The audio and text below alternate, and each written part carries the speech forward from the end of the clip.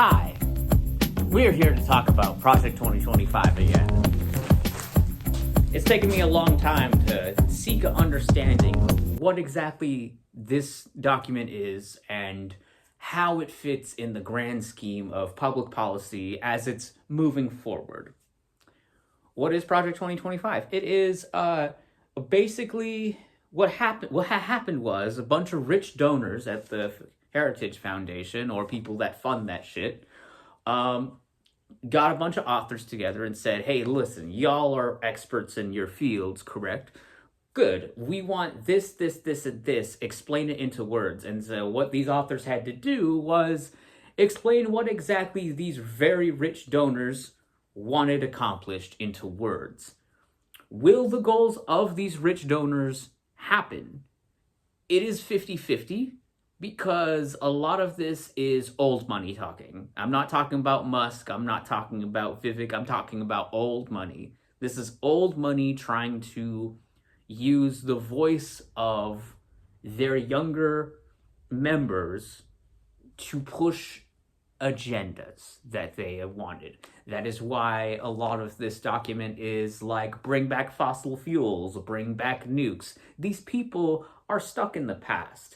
Whether or not any of these policies are going to happen is up to the new administration. And the new administration is going to be flip-flopping like a goddamn pancake just to satisfy itself.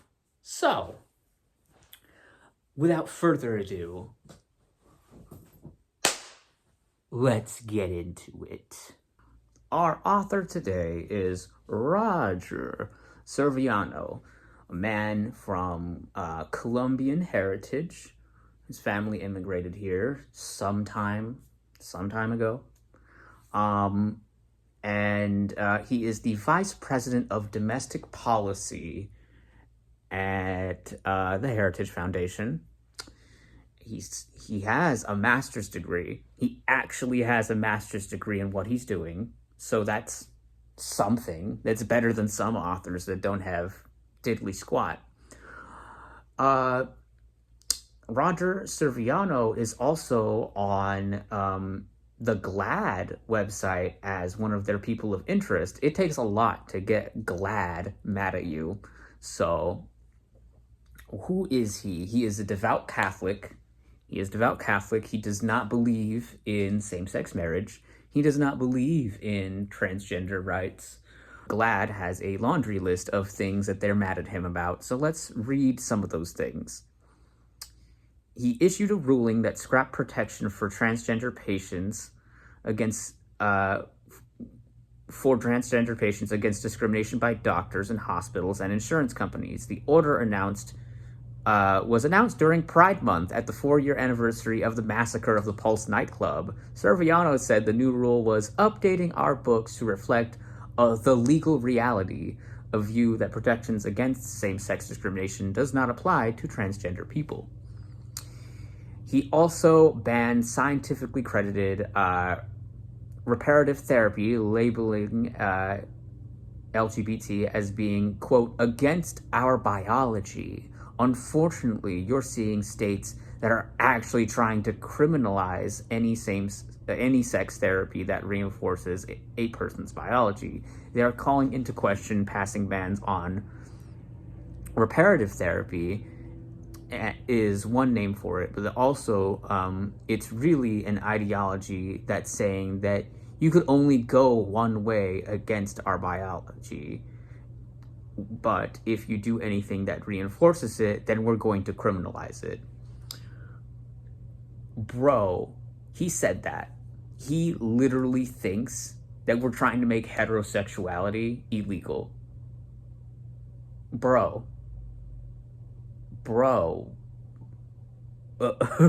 What kind of... Where do you live? Where do you live where this is a reality? Because that's not real life. Bro, that's not real life. Get off TV. Go for a walk, okay? He insists that anti-LGBTQs are actually decent and honorable beliefs not based on hatred, but in fact love. It's a vision of human flourishing. people who believe in marriage and believe in the biblical human view of sexuality, it's not out of love. It's because you believe that it is proper vision for humans to flourish that leads to happiness and societal success. And there is a lot of social science evidence backing those statements up.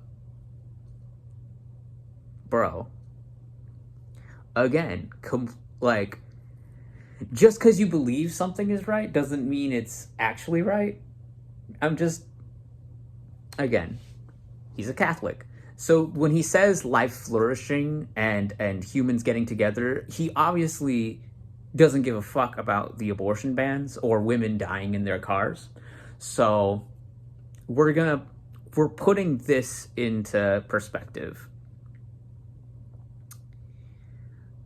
The Pentacle's radical new transgender defies common sense. He argued that suggestion of transgender people serving openly in the military dishonors the sacrifices of hundreds and hundreds of veterans, current troops traumatized, wounded, and died fighting against Nazis, communist aggressors, and terrorists, and yet they believe that biological men should not be allowed into the same barracks showers as women.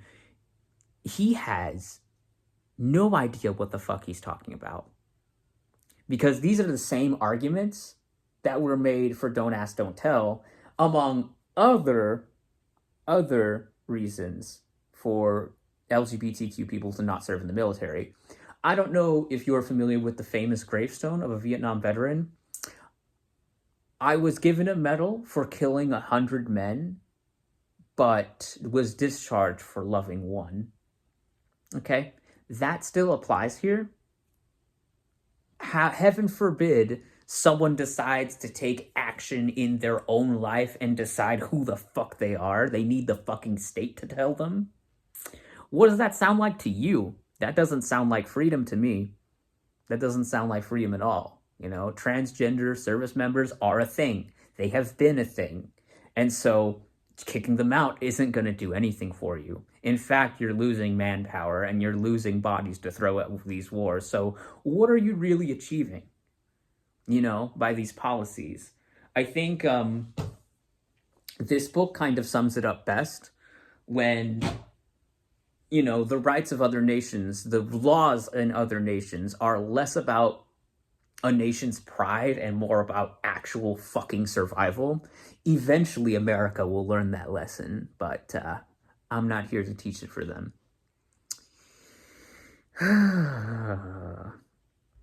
We think that gender identity is, quote, merely a placeholder assigned at birth, much like Social Security number, only far easier to change. Bro, if that's what you really think about gender, then why can't I just go out in the streets and just become a woman? Oh yeah, you need therapy. You need HRT treatment. It's a process. Being transgender is a process. And I think that's a thing that is lost on today's youth, is that being transgender is a long, strenuous process of self-evaluation, therapy, and even hormone testing. You know what I mean? So that is something that is lost on the heterosexual community. You know why? Because they're not part of the community. So they look from the outside looking in at us. So he said about LGBTQ rights, same-sex marriage is merely the start, not the end of the left's LGBT agenda. The radical left is using government power to coerce everyone, including children, to pledging allegiance to a radical new gender ideology over above their own privacy, safety, and religious freedom. Bro, what are you talking about?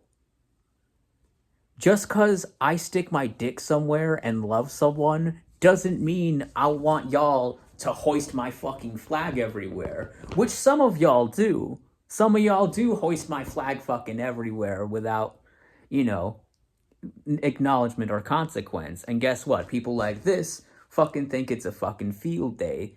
They think this is a nation. It's not a nation. It's a sexual orientation, bitch. Just back the fuck up. Stay in your lane. Why don't you talk about being a good Christian, being a good father?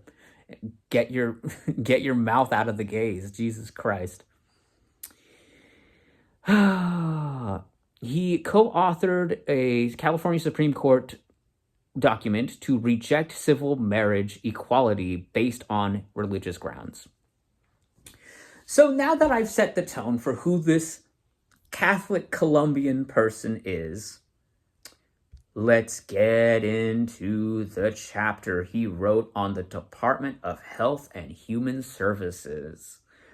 Boy, oh boy, we're in for hell. Overview, history, blah, blah, blah. As a result of HHS. Okay. If the U.S. Department of Health and Human Services are a separate... What the fuck is this sentence? Hold on. If the Department of Human Health and Services were a separate country, its approximity of 1.6 trillion budget would rank the world's 5th largest national budget. For good or ill, human health services activities personality impact the lives of more Americans than those do of a federal agency.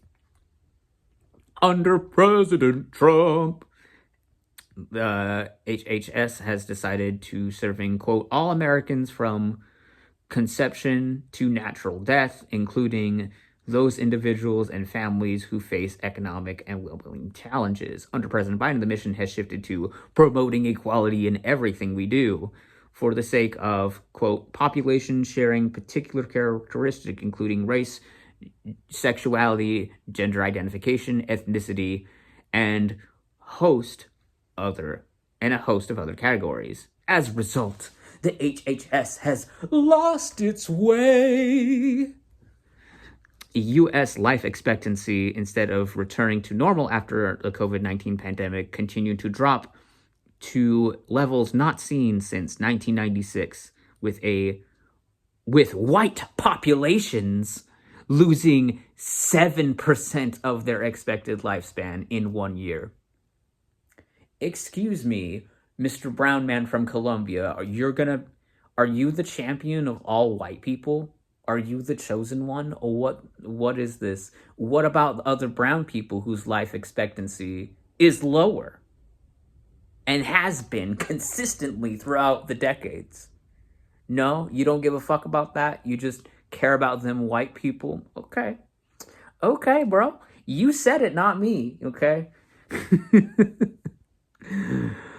Oh, overview, blah, blah, blah. Goal 1. Oh, he's got goals. And not only does he have goals, they're not bullet points. They're actual fucking paragraphs. There's a goal and then 3 paragraphs worth of stuff. So we're going to be eating well today.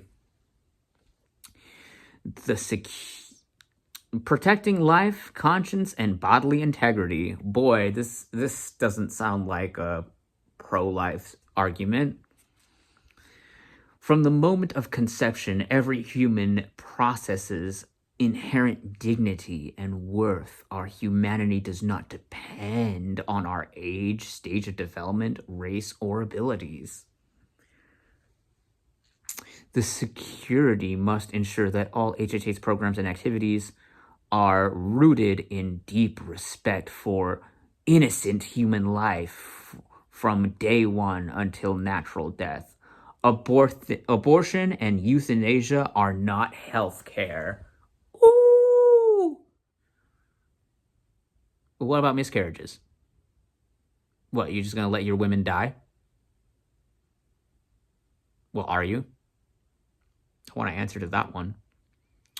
And euthanasia. Ooh, you're gonna make Canada mad with that one. Canada loves euthanasia. A man applied for a ramp in his home to get out of the house, and the Canadian government suggested euthanasia. So that's how flippant euthanasia is up there. So Radical actors inside and outside our government are promoting harmful ideology, politics that replaces biological sex with subjective notions of gender identity. Dun dun dun. And bases a person's worth on his or her race, sex, or other identities. This destructive dogma, under the guise of equality, threatens American fundamental liberties as well as health and well being of children and adults alike. The next secretary must ensure that the HHS programs protect children's minds and bodies so that the HHS programs respect patients' basic right to direct the upbringing, education, and care for their children. At the cost of a parent, at the cost of, I don't know, actual healthcare? I hope not, but Goal 2, empowering patient choices and provider autonomy. Okay, then let me fucking get HRT. Then let me get reassignment surgery. If you're gonna empower me with choice, empower me with real fucking choice that science provides, not just what you want to provide me because it's against your religion, your ideology, or whatever the fuck you think, sir. I haven't even read his paragraph about this yet. I'm just, the one sentence. Oof, that one sentence. Basic economics holds that the costs of tend to decrease and quality options would increase when there is robust free competition among provision of goods, services. Healthcare is no exception. Privatize the insurance. Get good competition. You got Kaiser versus FetLife, excuse me. I don't know. FetLife insurance. No. Cut.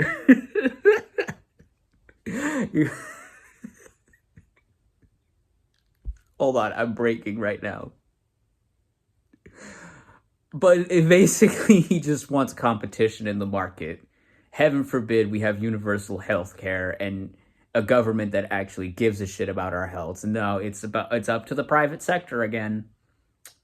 Up to that private sector. Boy, oh boy, how original, bitch.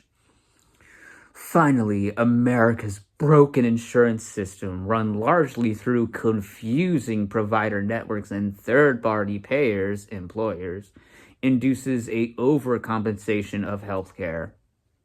Oh, you're saying we have too much healthcare? Say that to a family's fucking face who has to wait, like, I don't know, 5 years to get seen by a doctor. You know what I mean? We have too much healthcare. We need to thin it out. Bitch, say that to my face. Say that in a speech. I want to hear people's reactions to that. We have too much healthcare, and Europe's over here like, fucking Japan. Oh, you got a headache? Oh, you should really go to the hospital. Americans are just like, the fuck? That's expensive.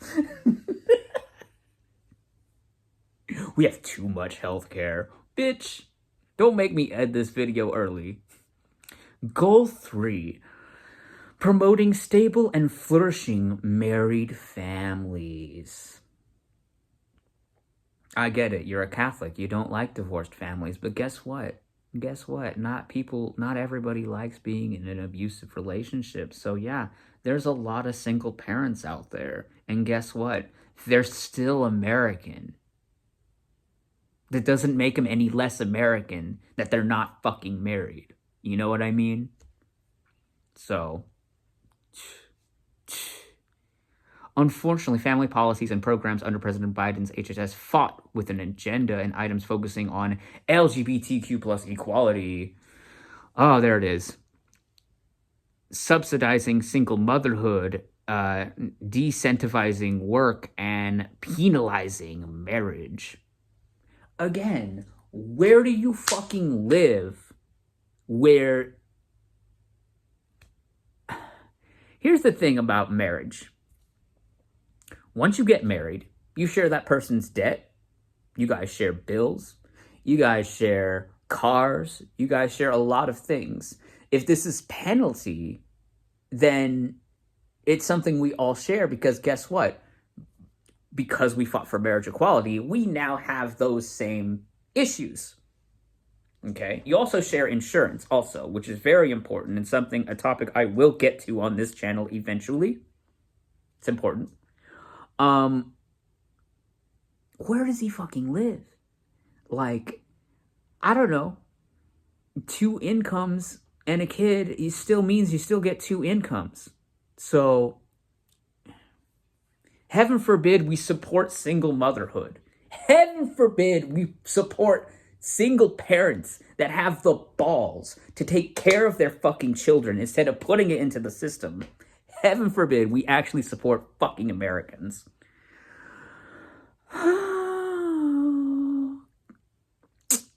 Working fathers are essential to the well-being of development of children. The United States is experiencing a crisis in fatherlessness that is ruining children's futures. Okay, with that in mind, I grew up without a father. My step-sibling grew up without a father. We had 2 mothers. So, I mean, do I look like I'm in a crisis to you? Don't answer that, okay? Don't answer that. But I'm saying he is stigmatizing children. Children that were me. Children that were my ex-stepsister. Children that were out there. He is saying, I don't know what he's saying, but he's sure as hell making it sound like we are less than because we're not in a married heterosexual family. I'm sorry. Like, it just sounds awful. Bro, you sound awful. Like, I don't know what to say. Oh my God. Oh my God, this gets worse. United States physical. In an overwhelming number of cases, fathers insulate children from physical, sexual abuse, financial difficulty, and poverty. Unless you got daddy warbucks, I'm sorry. Incarceration, teen pregnancy, poor educational outcomes, high school failure, incarceration, and a host of behavioral and psychological problems. I'm sorry. There are people that have fathers that have psychological problems. Like, dads don't fucking come from the sky with angel wings. I don't know where you find these men, but they ain't in our neighborhood, okay? In contrast, homes with non-related boyfriends, quote, non-related boyfriends are among the most dangerous place for a child to be. He's coming after you, stepfathers. He don't like you. He don't like stepdaddies. He don't like your boyfriend. He really wants to make decisions about you and your kid really bad. So, what a joke. The current context of emerging reproductive technologies, HHS policy should never place the desires of adults over the rights of children that are being raised by biological fathers and mothers who conceive them. In cases involving biological parents who are found by court to be unfit because of abuse or neglect, the process of adoption should be speedy, certain, and supported generously by the HHS. That doesn't solve your ideology problem. All I hear, especially, okay, this book is hilarious because it's like anti-ideology, but here's this motherfucker being the most ideological motherfucker when it comes to families. Your ideology does not match up with the reality of shit. So, there is that. And I'm not even straight, okay? This is just shit I know. Preparing the next health emergency. Oh, Gulf 4. He's mad about COVID. I will say that he has a history of supporting people who have been fired for their jobs for not taking a COVID test, or not a COVID test, but a COVID vaccine. He's a Twitter user. He has posted on his Twitter numerous times that being anti-vax is a religious liberty and right, and nobody should get in the way of that. So he's going to go on for 3 paragraphs about why the COVID-19 pandemic was bad. No shit, Sherlock. COVID-19 pandemic demonstrated how catastrophic and micromanaging, misinformed, centralized, and politicized federal government can be. Basic human rights like medical choice and doctor-patient relationships were trampled throughout the scientific justification and extended periods of time. Excess deaths due to COVID-19 skyrocketed because of forced lockdowns, isolation, vaccine-related firings, and colossal disruption of the economy and daily rhythms of life. I'm sorry, wasn't your political party telling people to go outside and come see the president? He's outside. Come to our rallies. He's outside. Come outside. And weren't your followers, weren't your base dying? Weren't they dying at such an alarming rate that you had to coerce the youth vote and the working class vote? I was here for this. So it's not like the pandemic was a super long time ago. Like, I was here for this. I know what you guys did, okay? So, like, don't act like that, okay, girl?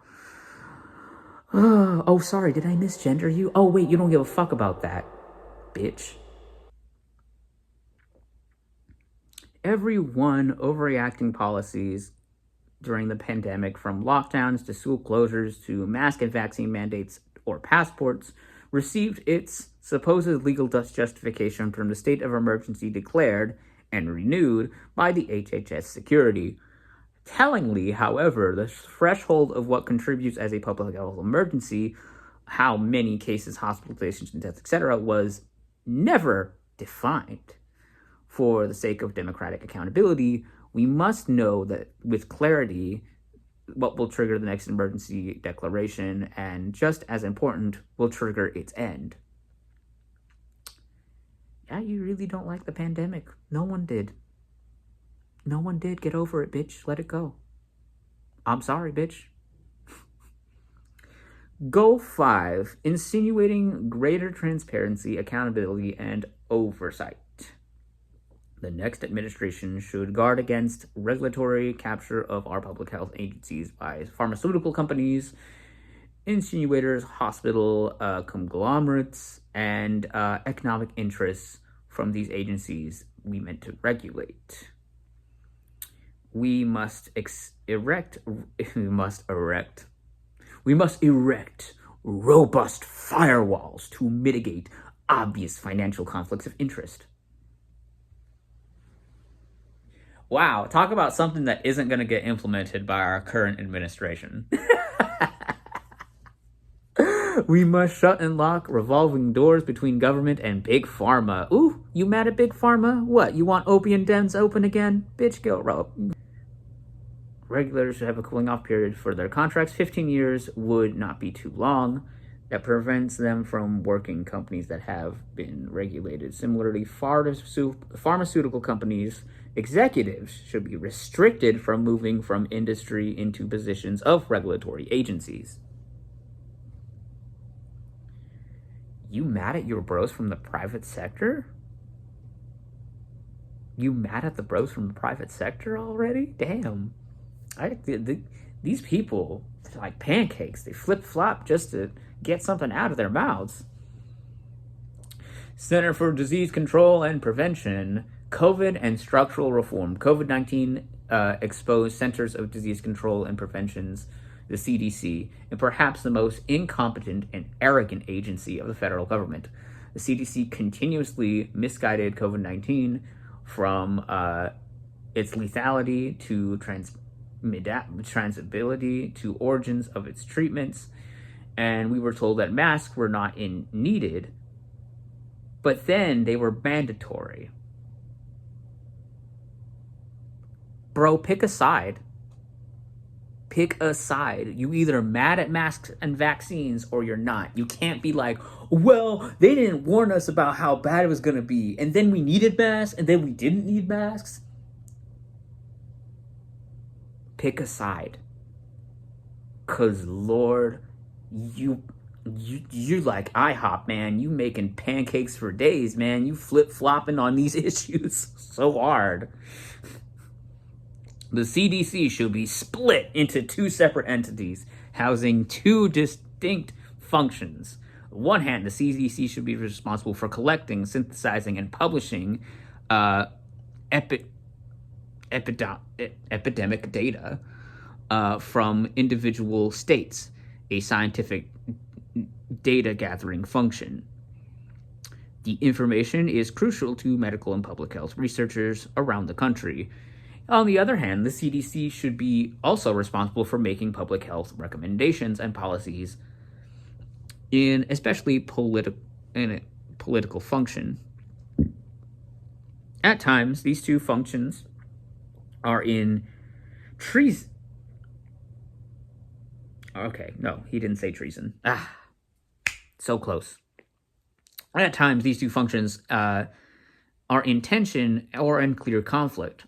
In February 2022, for example, it was reported that 2 full years into the pandemic that the agency leading the country's response, Public Health Agency, published only a tiny fraction of the data that was collected, much of which, quote, could have been helped by state or local health officials better to target efforts to bring the virus under control. The CDC spokesperson at the time said that, quote, fear that the information might be misinterpreted. There are also national security concerns with that.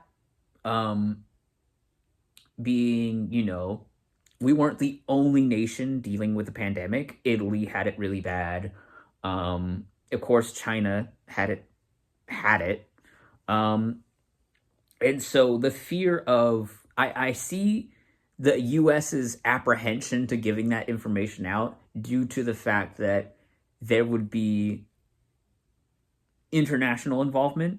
I could see them withholding information to keep other nations behind. That is a very United States thing to do. So, again, that's a federal bureaucracy thing, and that's something. It's something. Conflicts of interest. There was a time when the CDC could not take money from the pharmaceutical industry, but in 1992, the agency discovered a loophole in which federal law that allowed the exception of pharma contributions to the nonprofit CDC Foundation. The money started flowing immediately from 2014 through 2018. The CDC Foundation received $79.6 million from pharmaceutical corporations like Pfizer, Merck, and Biogen. These practices present a stark conflict of interest and should be banned. You said it, not me. Data systems. The COVID-19 pandemic revealed that the disastrous public health consequences of the CDC's failure to follow multiple congressional mandates to modernize its data infrastructure. All that money, they didn't update the data infrastructure? Ooh. So the CDC won't let me be, or they ain't got computers, they still run on CDs.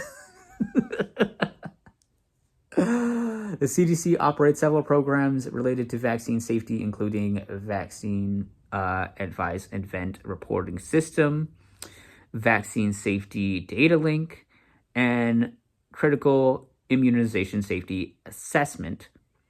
These functions are associated funding should be transferred to the FDA. We're going to split up the CDC, split it up in two parts, and whatever we don't like or want in the CDC should go to the FDA. Again, classic Project 2025, breaking up something into, mismatching it into somewhere else. Oh, don't worry about it. We'll just throw that department over here. I'm sure it'll do fine. Lord have mercy. Food and Drug Administration, the FDA. Now we're going to talk about the FDA since he just mentioned it. Federal laws that shield big pharma from competition. Because genetics generally cost far less than brand name drugs. Since generics cost far less than brand name drugs, consumers begin to save money as soon as a generic product comes into the market. A vast majority of people can afford, with 93% of generic products costing around $20 or less. Savings will be even higher under proposals to prevent brand name manufacturers from slowing down implementing generic products to the marketplace. This is a issue that is real. Big Pharma will introduce a life-saving drug and then safeguard it under the name brand to keep it expensive until years down the line, even though generic is already ready. This has happened with AIDS medications. This has happened with a lot of medications. Some you may even take right now. So this is an issue that exists. I won't say that it doesn't. Will it get solved?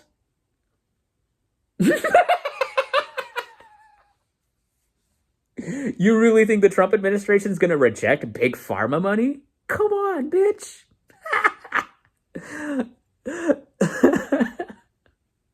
Our government rejecting additional money? Money that isn't part of the national budget, that is just given to them because they are the department that they are? Yeah, no, I don't think that's going to happen anytime soon. I wish they would regulate this. Don't get me wrong. The reality of it, again, this guy, Serviano, lives in a world of ideals, and he is expressing his ideals to you in this chapter. God bless him, and may God smite him for his dumbassery. Approval process for laboratory-developed medical tests. Learning from the failed early COVID-19 testing experience, the Congress and the FDA should focus on reforming laws and regulations governing medical tests, especially with respect to laboratory-developed tests. Okay, so as far as I'm concerned, there weren't enough of those COVID tests to go around. And when they did start giving them around, it was like 2 per household. So it was something. Was it everything? No. Was it a lot? No. But it was something. Something, you know. The laboratory-developed test categories currently encompasses a range of possible tests which could be characterized and appropriately named as laboratory-modified tests because they are not truly novel tests, but rather modified versions of existing tests to avoid stifling innovation and access to medical care. Statutes and regulations should be revisited to facilitate greater access to such modified tests. The reason why that was happening, why they were modifying existing tests to make into COVID tests, was because it was a brand new fucking disease and nobody knew what the fuck to do. Like, the way they act like the pandemic could have happened on a Tuesday is baffling. Okay, this is an event that doesn't happen for like hundreds of years, like a pandemic like that. Like, not since the Spanish flu, which isn't really Spanish, but we'll get into that later. Drug shortages, very profit margins and regulatory burdens associated with generic drug manufacturing is discourage inventory and capacity by manufacturers to contribute to drug shortages. HHS and FDA should encourage more dependable generic drug manufacturing. I don't disagree with this. What I do disagree with is his whole 3 to 4 paragraphs on abortion pills. Abortion pills, abortion pills. I don't wanna be your daddy today. No, you gotta find someone else. Abortion pills pose a single greatest threat to unborn children post-Roe world. Oh, God. Heaven. There's a lot to unpack with just that one sentence, but he goes on for like 3 paragraphs, so let's continue. Abortion pill regime. Oh, God. He calls it a regime? What are you? Abortion. Abortion pill regime typically in 2 processes. The first, the pill cause of death to unborn children by cutting off hormone pathogen which is required to sustain pregnancy. The second pill causes contractions to reduce delivery of a dead child, usually within a toilet of home. Bro, do you even know how abortion works? You think we're just shitting out babies? Do you even know how women work? Are you single? Do you even woman? Because you talk a lot about gays and transgenders, and a lot about abortion pills and what women should and shouldn't be doing to their bodies. You think we're just shitting out aborted babies in the toilet? This is something you actually wrote. Like, I'm not joking. Like, what? What? You can't be saying that you want generic pharmaceutical medications for everyone and then say, but this one pill, nah, you don't need that. You don't need that. Get knocked up, bitch. Who are these people? Oh, wait, we do know who these people are. They're the Heritage Foundation. They're the assholes that have been dictating your policy for God knows how long. Reverse its approval of chemical abortion drugs because a politicized approval process was illegal from the start. Okay. The FDA failed to abide by its legal obligations to protect health and safety and welfare of girls and women. What about girls and women who aren't ready to have a child? What about girls and women who get pregnant and their bodies are not ready for it? That is a public health concern, and that is what the FDA was also concerned about. Not everybody's bodies were made the same. And this is exactly the same issue you have with the fucking fags, is that not all of us are the fucking same. Some of us have different bodies. Some of us have different biology. And because we have different biology, we can't be categorized under normal means. So yes, another category exists. And yes, abortion pills are necessary. We shouldn't be arresting doctors for performing post-miscarriage surgeries. We shouldn't be arresting doctors for post-miscarriage surgeries because those women would die without that. I don't know how many times I have to tell you guys. Maybe when you lose someone in your life, you'll learn. But I can't do that for you. Go outside. Mail order abortions. Bro, it's birth control. They don't do mail order abortions. I can't. Mail order abortions. If only we lived in such a world. If only we lived in such a world. I'm skipping that part. Fuck that. Reinstate safety protocols that were mostly eliminated in 2016 to apply to these protocols for a generic version of misinfine. a bare minimum policy of limiting abortion pills to pre-2016 policy of 49 days of gestation, returning to the pre-2021 in-person requiring for prescribers to report all serious adverse events, not just deaths, to the drug sponsor that would increase women's health and safety. For your women.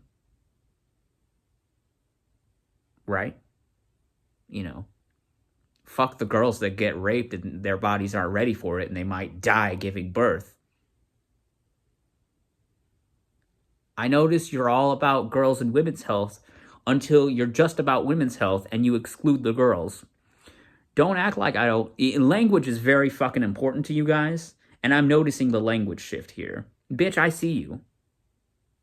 You're gonna get our girls killed. And I fucking hate that. I'm gonna be on your ass about it.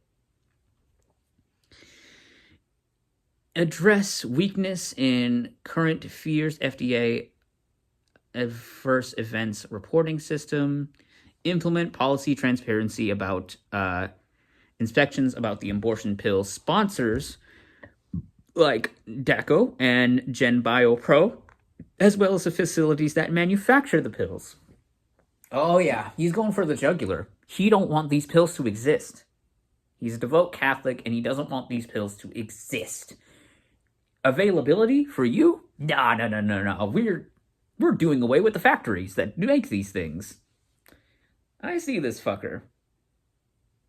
Gonna protect your bodies whether you like it or not. Motherfuckers, I swear.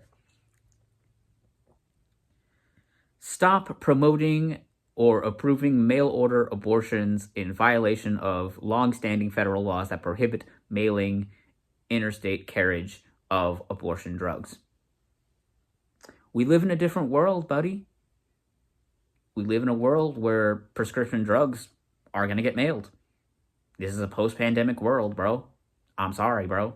I don't know what to tell you. Fuck off.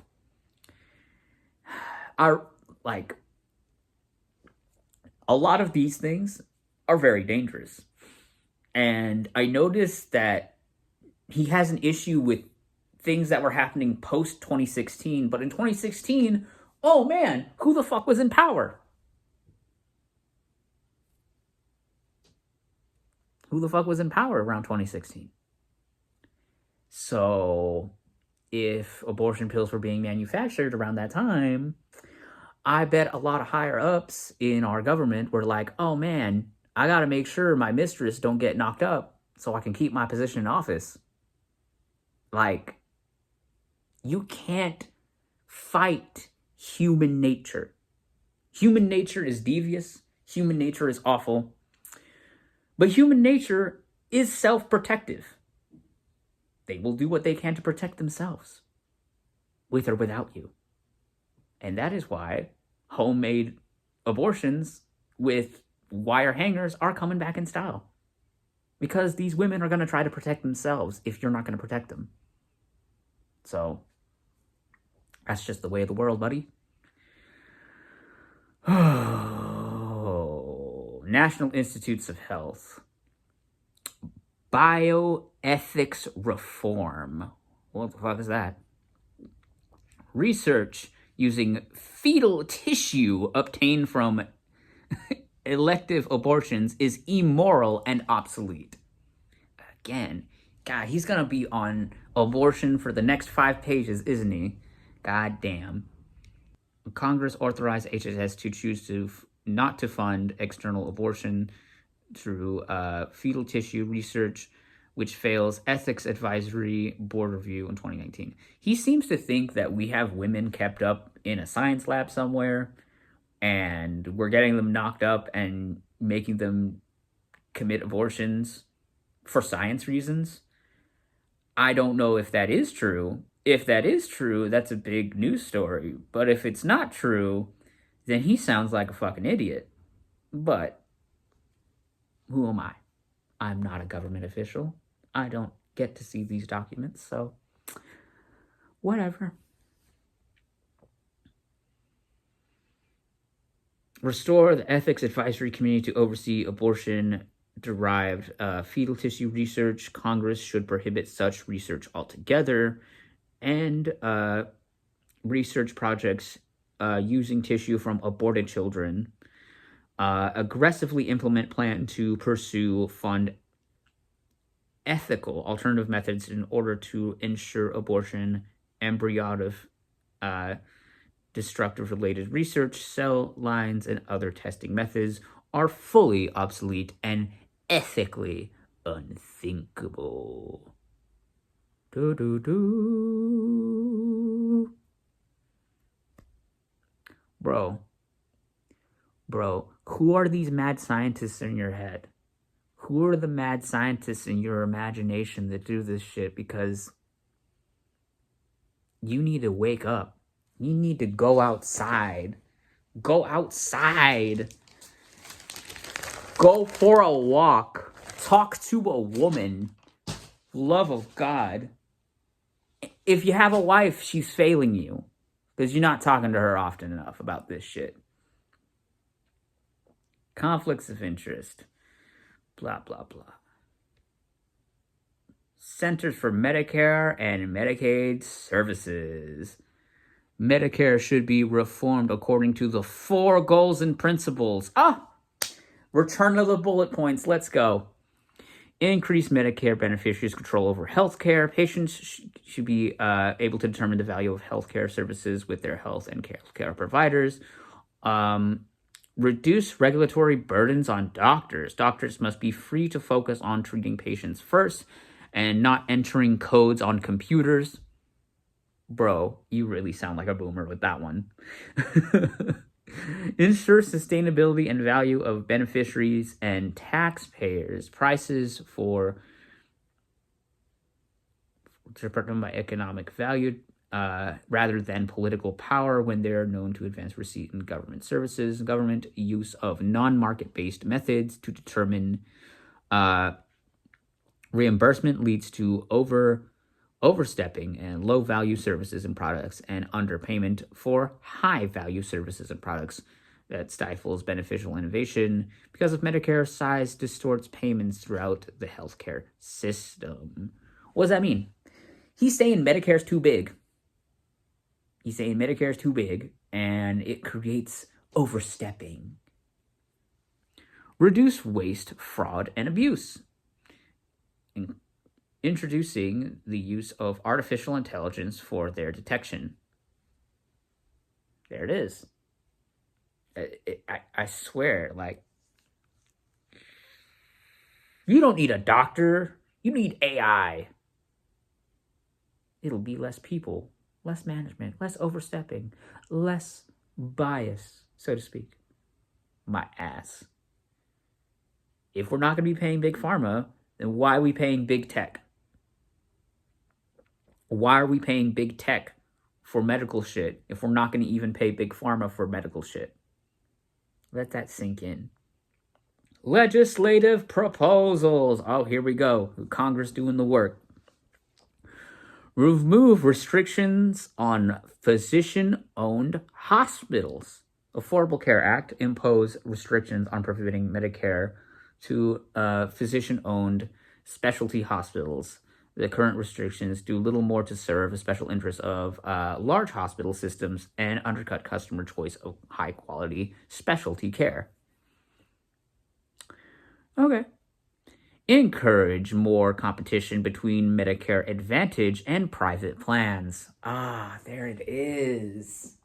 There it is. You really think we have too much health insurance? You really think that we have it good? We have it so good, but yet we have it so bad that we need to reform it? Make up your mind. Make up your mind. Critical reforms are needed to strengthen and improve program for the future. Specifically, and he has a laundry list of 6 things. Make Medicare Advantage default enrollment option. Give beneficiaries direct control over how they spend their Medicare dollars. Remove burdensome policies that micromanage Medicare Advantage plans. Replace all complex formula-based payment model with competitive bidding model. What? You gonna have companies bidding over us? You gonna have... I'm trying to keep my cool here. Reconfigure current risk adjustment model. Remove restrictions of key benefits, services, including related prescription drugs, hospice care, and medical savings accounts. You know what this is going to lead to? This is going to lead to health providers competing over who has the best abortion care.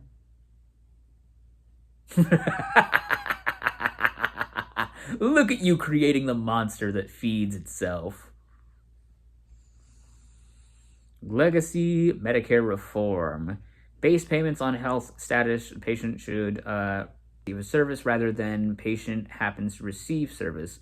Replacement of bureaucrat-driven free-for-service system with value-based payments to empower patients to find the care with the best services for their needs. Oh, so you're going to make them pay for it. Got it. Repeal harmful health policies enacted under Obama and Biden administrations, such as Medicare Shared Savings Program and Inflation Reduction Act. You just want to make money for these people. You're guising making us pay more for our health care as us getting the best possible care because we're paying for it. I see you flip-flopping that pancake and then throwing that pancake on the plate of Big Pharma and other bitches. I see you, bitch. Don't act like you're for us. You're not. That bitch ain't for us. Medicaid. Overlap of benefits among various health agencies led to a complex, confusing system that nearly impossible to navigate even for recipients. Recipients are often faced with a, quote, welfare cliff of benefit losses if they earn more than a certain amount, which is contrary to the fundamental purpose of empowering individuals to achieve economic independence. Benefits increasingly involve normal services such as air conditioning, housing, and many of which are already handled by the Department of HHS. Improper payments to Medicaid and higher other functional program. True health care reform cannot be accomplished in a bureaucratic silo only through Medicaid healthy safety net programs. Reform financing. Oh, I bet you want to reform that financing. Direct dollars to beneficiaries more effectively and responsibly. End state financing loopholes, reform payments to hospitals and care, replace enhanced match rate. Oh, these are all the same thing. Like, literally all of these are the same thing. This man that wants to dictate your wife's vagina wants to just make Medicare cost more. He wants to do away with child support tax credit. That's interesting. Interesting to say the least. Allow child welfare funding to force relationship. Allow child welfare funding used for marriage and relationship education. Relationship education? Really? I mean, the LGBT community has been trying to enact relationship education for quite some time. Why don't you focus on that? Well, I know why you don't focus on that. Because we're against biology. Even though fags and dykes have roamed the earth since dinosaurs. Y'all drive me insane. I'm about to call bullshit on this whole fucking chapter. I really fucking hate it. Thanks. I hate it. All right. It's getting to the point where I have to wrap this episode soon. But there are interesting things at the end of this chapter. he wants to withdraw pharmacy abortion mandate guidance that was set up by the federal civil laws. And he wants to withdraw Health Insurance Probability and Accountability Act for the guidance of abortion. This guy is a devout Catholic, very Colombian, and cares about what is right according to his faith. But here's the thing. Separation of church and state. I don't think he knows what that is. I don't think he learned that in school. This fool has a master's degree, but obviously thinks that women and girls are his responsibility, even though fuck them girls, let them get pregnant. So when we return, we'll be on page 536, talking about development of housing and urban development with Ben Carson. Oh, Ben Carson, our boy. Oh, man. Ben Carson. Serviano serves his masters. What do I mean by that? Literally, in the first paragraph, he was way too concerned about white people rather than people of color. He is unaware of the struggles of American people of color, and it shows with the way he's writing this. Like I said, Project 2025 is filled with big wig donors, old money, telling their newer heritage members to write something to guide public policy to the things that they want. So this kind of follows suit with all of that. And this whole chapter on health and public safety is literally just a petty backpedaling of rights and civil liberties of women. So, whether any of this comes true or not, I don't want you surprised when any of this thing happens with big pharma or insurance. When it gets shuffled, go back to this chapter and see exactly what's going to happen. Like I said, not everything is going to happen in this book, but there are some things that the right is very hung up on, and population control is one of them. If women keep making babies, we could send those babies to war. That's essentially the thought process, or the only political motivation I know that they would want these policies enacted. And we are on the precipice of more international wars, so it does make sense for them to backpedal on abortion rights. But you didn't hear it from me. Or maybe you did. I really don't give a fuck. You guys have a lovely day, and we will return to this series. Oh, you bet your asses we will return to this series. This is the Department of Defense Alert Mass Notification System. Here is your message. Exercise, exercise, exercise.